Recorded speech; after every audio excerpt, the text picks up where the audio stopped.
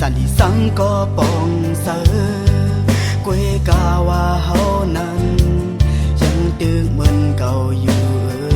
ยังตึกหาสู่ยามยกยอมกวยกาสู่ซ้ำตันแหลกลายกว่าเสียมเมื่อละเลยฮักเยาก็ปองเสอเคยอยู่ซ้อมโยก็เขาเสอก็หูว่าเมื่อนานเคยหันหน้าเก่าเลยเหตุสั่งผิดไว้ก็หูเป็นสั่งเมื่อสั่งสันสั่งเก่าก็หูว่าเนอโหเสอเมื่อเลยมีเก่า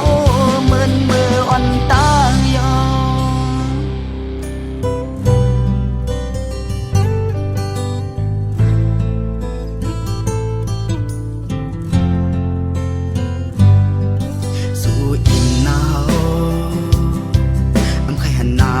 ก็ปองเสอ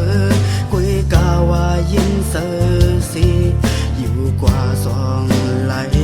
กว่าเปื่อเฮานั้น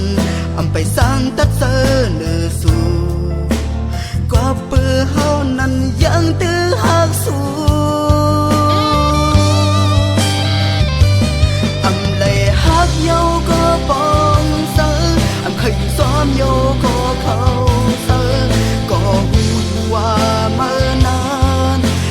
เคยหันหน้าเก่าเลยเหตุสั่งผิดไว้ก็หูเป็นสั่งเมื่อสั่งสันสั่งเก่าก็หูว่าเนอโหเสอเมื่อเลยมีเก่าเหมือนเมื่ออ่อนตายอ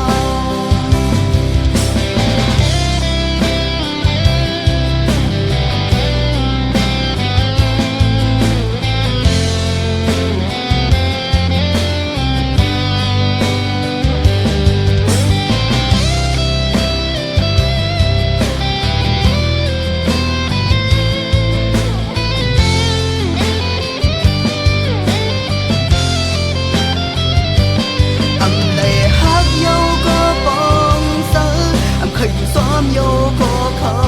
เสอก็หูว่าเมื่อนานเคยหันหน้าเก่าเลยเหตุสั่งผิดไว้ก็หู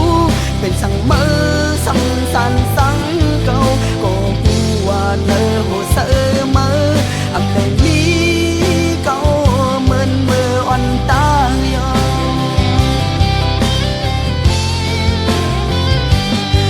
เลยฮักเยาก็ปองเสอ